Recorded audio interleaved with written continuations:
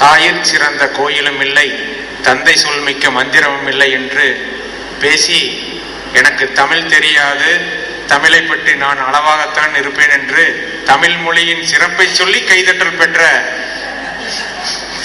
திரு K Senthilnathan அவர்களுக்கு நன்றி. அடுத்தபடியாக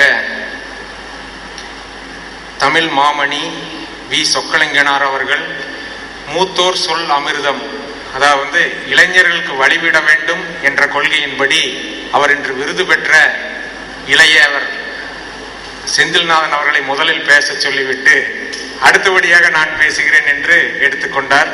அந்த முதுமைக்கு எங்களது வாழ்த்துக்களும் நன்றிகளும். உடையாள் உந்த நடுவருக்கு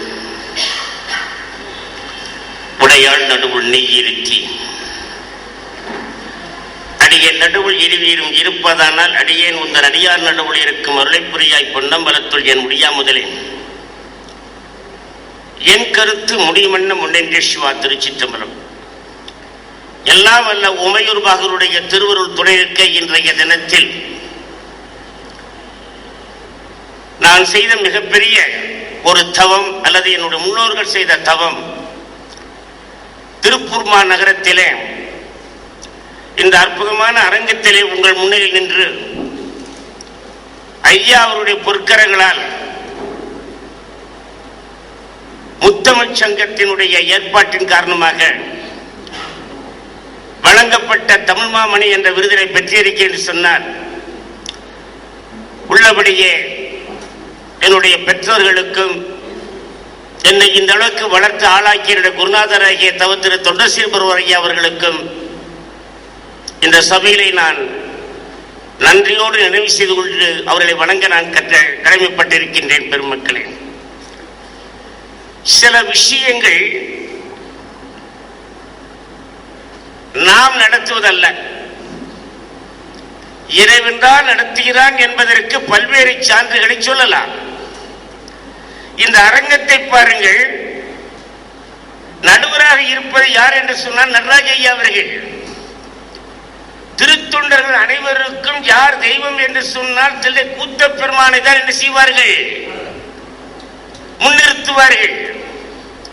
அதுபோல இந்த அரங்கத்திற்கு எனக்கு முத்தமிழ் அரங்கத்தின் மூலமாக தமிழ் மாமணி விருது என்ற விருதை வழங்குகின்ற பொழுது நாங்கள் எல்லாம் வழிபாடு செய்கின்ற தில்லை கூத்த பெருமான் தான் இங்கு வந்து அமர்ந்திருக்கிறாரோ என்று எண்ணும்படியாக அந்த சூழல் அமைந்திருக்கிறது. ஒன்று.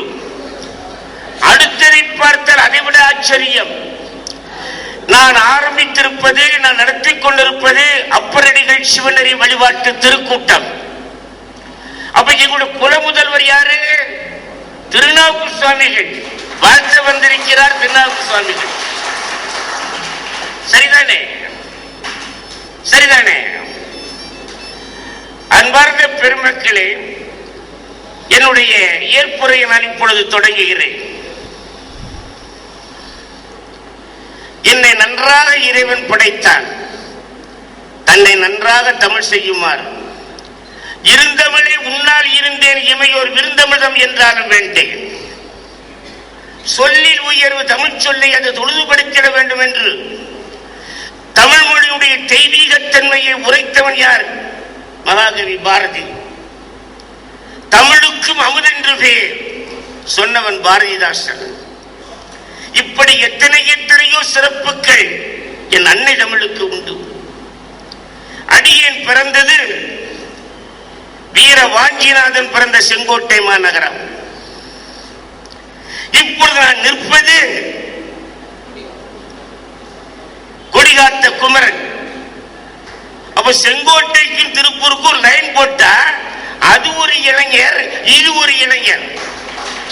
ரெண்டு இளைஞர்களும் ரத்தம் சிந்தினார்கள் இந்த தேசத்திற்காக. சரிதானே? உங்க அனுமதி வேணும் இல்லையா? 1962 செப்டம்பர் 17 திருநெல்வேலி மாவட்டத்திலிருந்து நான் கொங்கு நாட்டிற்கு வந்த நாள் அது. நான் கிணிப்பாளையத்தில் தலைமை ஆசிரியராக இருந்தாலும் வந்தது முதல் இன்று வரை வாழ்ந்து இருக்கின்ற ஊர் எது தெரியுமா உங்களுக்கு? என்ன சார், இது கூட தெரியாதா? சொல்லுகிறேன், கேளுங்கள். பெருங்கதை ஆசிரியர் என்று சொல்லப்படக்கூடிய கொங்குவேலில் பிறந்த மண் விஜயமங்கலம். அதோடு மாத்திரமல்ல, சிலப்பதிகாரத்திற்கு உரை வழங்கிய அடியாருக்கு நல்லார் பிறந்த ஊர் அந்த விஜயமங்கலம். அதோடு மட்டுமல்ல, கொங்கு நாட்டிற்கே முகவரி தருகின்ற சதக நூல் எழுதிய கார்மேக புலவர் பிறந்ததும் அந்த விஜயமங்கலம். அதோடு மட்டுமல்ல,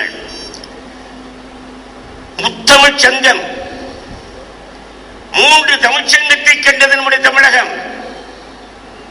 முதற் சங்கம் இடைச்சங்கம் அங்கே குமரிக்கு அந்த பக்கம், கடைச்சங்கம் மதுரையில். அதற்கு பின்பும் ஒரு தமிழ் சங்கம் தோன்றியது விஜயமங்கலத்தில். ஒரு விஜயமங்கலத்தில் தமிழ் சங்கம். அந்த விஜயமங்கலத்தில் இருந்துதான் இப்பொழுது நான் உங்கள் மத்தியிலே வந்திருக்கின்றேன். தமிழ் பெரியவர் தேப்போமி அவர்களை உங்களுக்கு நன்றாக அறியும். அவர் இந்த ஊர் வழியாக வருகின்ற பொழுது விஜயமங்கலம் என்கின்ற பலகையை தொடர்வண்டி நிலையத்தில் பார்த்த பொழுது வண்டியை விட்டு கீழே இறங்கி அந்த மண்ணில் என்ன செய்தார்? வீழ்ந்து வணங்கினார் தேப்போமி அவர்கள். அந்த பெருமை கொண்டது விஜயமங்கலம். அடுத்து பெருமக்களே, ஒரு காலத்தில் இந்த கொங்கு நாட்டிற்கு முகவரியாக இருந்த விஜயமங்கலம் இப்பொழுது சின்ன ஊராக இருக்கு. இந்த பெருமைகள் எல்லாம் கேட்டா அப்படிங்களா, தெரியவே தெரியாத இந்த சூழல். சொன்னீர்கள் அல்லவா, காந்தியடிகளை தெரியாதே என்று சொல்கின்ற அளவுக்கு காலம் போய்கொண்டே ஐன்ஸ்டீன் சொன்னார். இன்னும் ஒரு 100 ஆண்டுகள் கழித்த பிறகு காந்தியடிகள் என்ற ஒரு மகான் இந்த ரத்தத்தோடும் எலும்போடும் இந்த வையகத்தில் வாழ்ந்தார் என்று சொன்னால் ஒருவனும் நம்ப மாட்டான். ஒருவனும் நம்ப மாட்டான். பெருமக்களே, நம்முடைய திருநாவுக்கரசு ஐயா அவர்களும் நடராஜ ஐயா அவர்களும் பேசியதை நான் ஒரே ஒரு வாக்கியத்தில் சொல்லுகின்றேன். நான் சொல்லவில்லை. கிரேக்க ஞானி அவன் சொன்னான். கிரேக்க ஞானி சாக்ரட்டிஸ் உங்களுக்கு தெரியும். கடைசி காலம் அவர் சாக போகின்றார். அவருடைய தொண்டர்களெல்லாம் உட்கார்ந்து அழுது கொண்டிருக்கிறார்கள். ஏன் அழுகிறீர்கள் என்று கேட்ட பொழுது தொண்டர்கள் சொன்னார்களாம், சிறிது நேரத்தில் சாக போகிறீர்களே என்று சொல்லி. அப்பொழுது அந்த கிரேக்க ஞானி சாக்ரட்டிஸ் சொன்னார் தொண்டர்களை பார்த்து, பைத்தியங்களா? எப்படி பைத்தியங்களா? நீங்கள் எல்லாம் சாவதற்காக வாழ்ந்து கொண்டிருக்கிறீர்கள். நீங்கள் எல்லாம் சாவதற்காக வாழ்ந்து கொண்டிருக்கிறீர்கள். நானும் வாழ்வதற்காக சாகப் போகிறேன். நானும் வாழ்வதற்காக சாகப் சொன்னாங்க. அப்படியாப்பட்ட உத்தமர்கள் கொலுவிருக்கின்ற மேடை இந்த மேடை இல்லையா? அங்கே பாருங்க, இங்கே பாருங்க. அடுத்து செல்வேன்.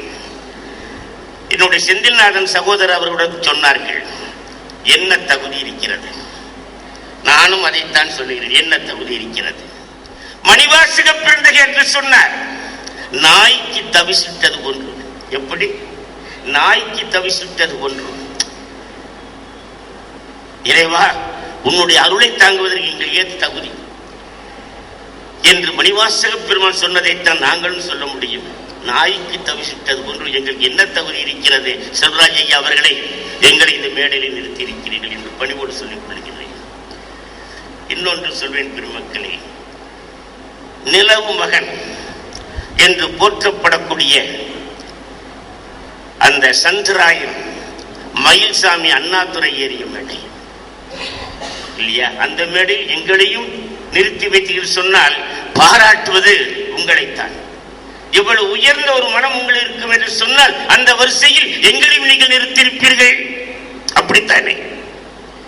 அடுத்து சொல்வேன். அழகாக சொன்னார்கள், குடவிளக்காக இருந்து ஒளிர்ந்தவர்களை குண்டின் மேல் நிறுத்தி பிரகாசிக்க செய்ய வேண்டும் என்ற அற்புதமான ஒரு எண்ணம் உங்களுக்கு இருந்த காரணத்தினால்தான் குடவிளக்காக எங்களை இந்த குண்டின் மீது நிறுத்தினீர்கள்.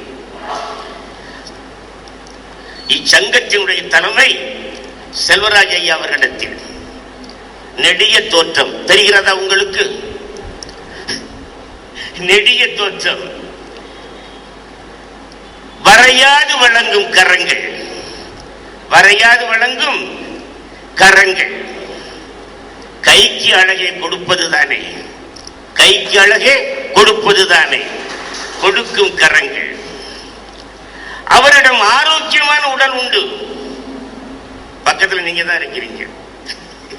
அவரிடத்தில் ஆரோக்கியமான உடல் உண்டு. அது மட்டுமா, ஆரோக்கியமான இதயம் உண்டு.